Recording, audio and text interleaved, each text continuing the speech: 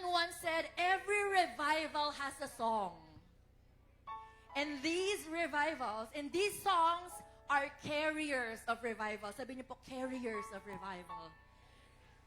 Ngayon pong oras na ito, we will travel through some notable revivals and revisit its songs and stories. Ready na po ba kayo? Amen. Para mas lalong mag-alab po ang ating mga puso.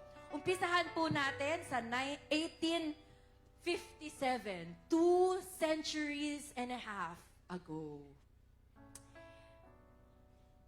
Sa Fulton Street Revival in New York, churches po are closing and relocating due to rampant poverty and violence. Pero may isang Kristiyano po, one Christian man, he's a former businessman na nanatili sa New York kahit magulo. Kahit nag-aalisa ng lahat, he stayed. And only his goal is to pray. Sabi niya po, pray. Namigay po siya ng mga leaflets. Ayan po yung binamigay niya. Prayer meeting leaflet. Ng 12 noon to 1 hour, samahan niyo kung manalangin. Kumakatok po siya kung saan-saan. Wala pong nagre-respond sa kanya. Still, he went to the place, knelt, and prayed. Alam niyo po, isang araw, may nag-join po sa kanya na 6 na lalaki. 12:30 na po. 30 minutes na siya nagpe-pray. And somebody joined him. And alam niyo po, from 6 people, after 2 weeks, naging 1,000 po silang nananalangin. And every week, alam niyo po ba, 20,000 souls ang tumatanggap sa Panginoon. Amen! With just one man na ginamit ng Panginoon to kneel down and pray. And alam niyo po, nung Fulton Street Revival, may isang kanta po silang inaawit doon. Hinanap ko po tong song na to, wala siya sa YouTube, wala siya sa Spotify. Pero nakakita po kami ni Brother Mario ng piyesa. Ito po. And alam ko po, historic ang araw na ito. Dahil kung wala pa siya online, ibig sabihin, 2 centuries ago, ngayon pa lang siya mare-record. Sabihin mo, congratulations. Maririnig mo yung 2 centuries old na kanta. Kakatahin ko po yung song. This is Jesus, this midnight hour of prayer.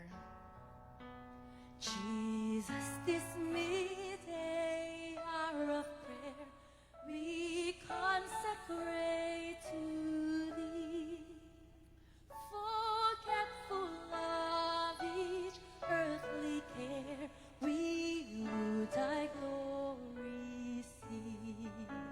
Jesus, this midday hour of prayer, we consecrate to Thee, forgetful of each earthly care, we with Thy glory see.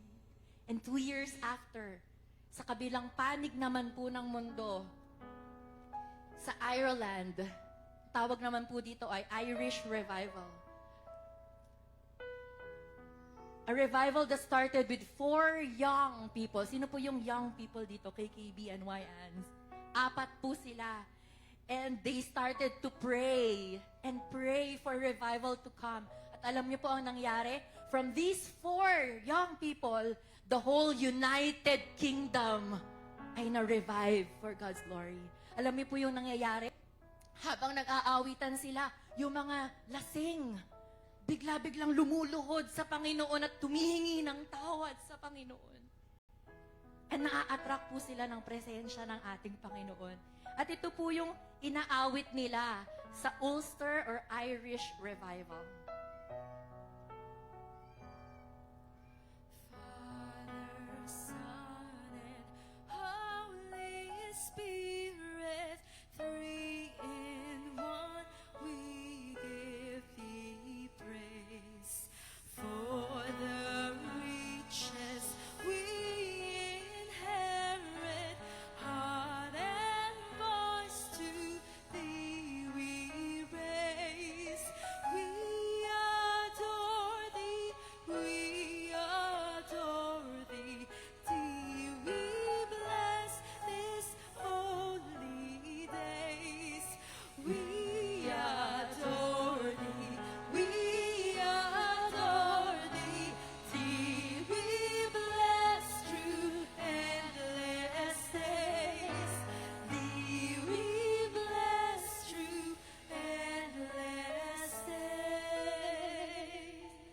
1904, Welsh or Wales Revival. Naririnig po natin to lagi kay Pastor Joey.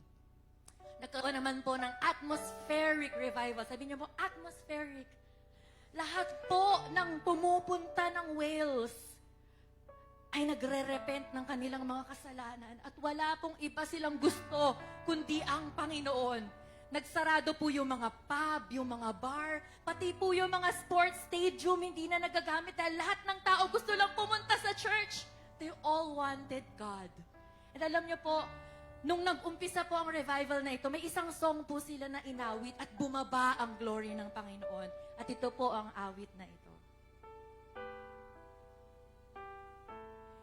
Here is love, vast as the ocean, loving kindness as the flood. When the Prince of Life our ransom shed for us His precious blood, who His love will not remember, who can cease to sing His praise. He can never be forgotten throughout heaven's eternal day. And from Wales, tatawid po ulit tayo sa Amerika. Azusa Revival. Lagi din po natin to naririnig kay Pastor Joey. Dito naman po, recreative miracles. Sabi niyo po, recreative miracles. Sa Azusa Revival po, nag-start lang po sila ng prayer meeting po ulit. At bumaba po ang banal na spirito. They all speak in tongues. And after that po, miracles happen. Pag sinabi pong recreative miracle, may nangyari po doon, putol po yung paa niya.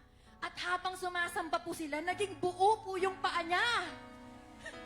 Praise the Lord! Meron po doon yung iisa na lang yung kidney niya, naging dalawa yung kidney niya.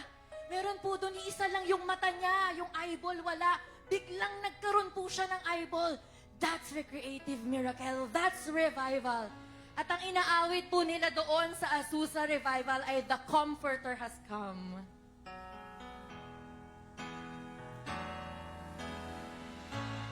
The has come, the Comforter has come, the Holy Ghost from heaven, Father's promise given.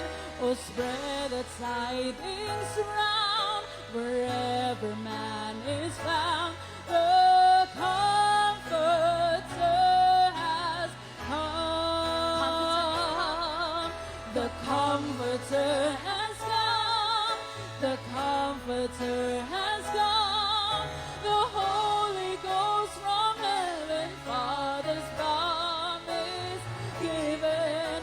Oh, spread the tidings round wherever man is found. The Comforter has come. From 1906 to 1947, Billy Graham Crusades. Sino po yung nakabalita ng Billy Graham Crusades?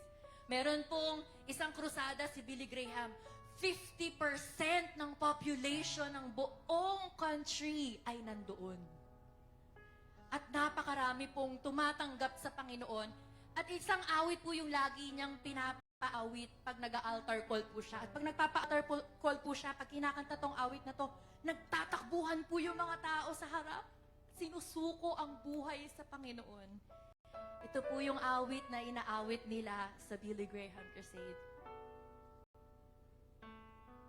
Just as I am without one plea, but that thy blood was shed for me, and that thou bidst me come to thee, O Lamb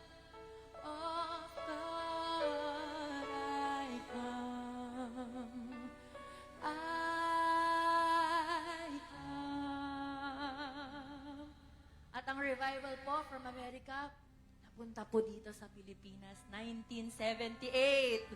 Sino po dito, mga taga-JIL? From 15 students po ng isang former atheist, si Brother Eddie. Ngayon po ang JIL is all over the world. At meron po tayong awit na inadapt. Yung national anthem in heaven, sinasabi nga po ni Brother Eddie. Yun po ay salvation story na ilagay sa isang awit. He is Lord. Sabayan niyo po ang choir in singing, He is Lord.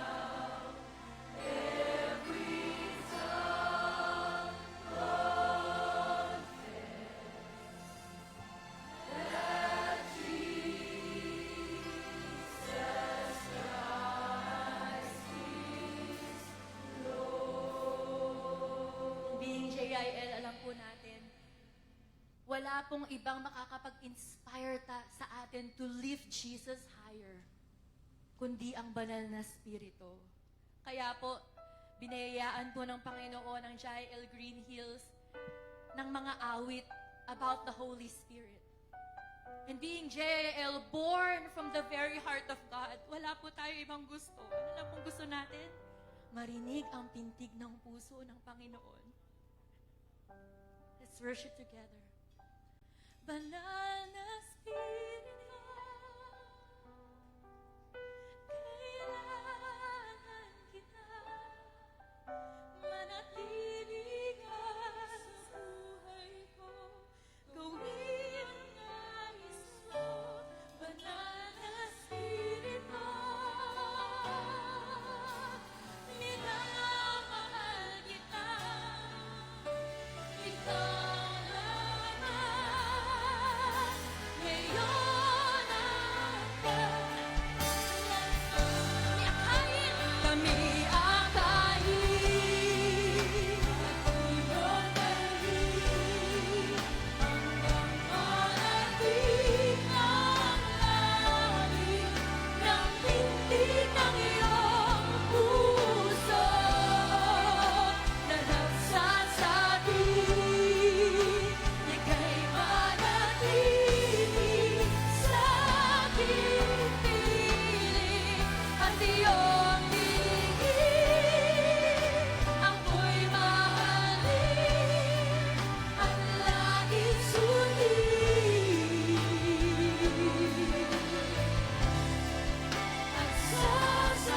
kayo lang po, kami akayin.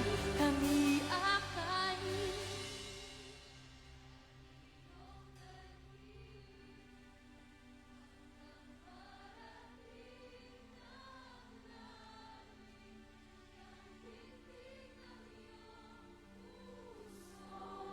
Allow us to hear your heart.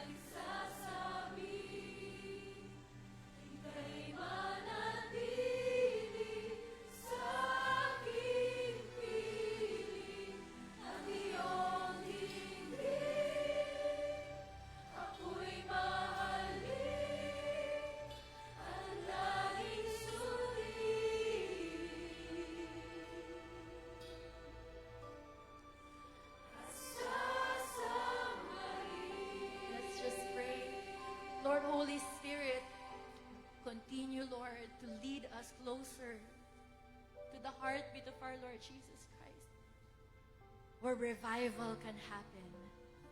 Kung paano pong revival in the past, dumaloy, Panginoon, sa aming kalagitnaan, manatili po ito sa aming mga puso.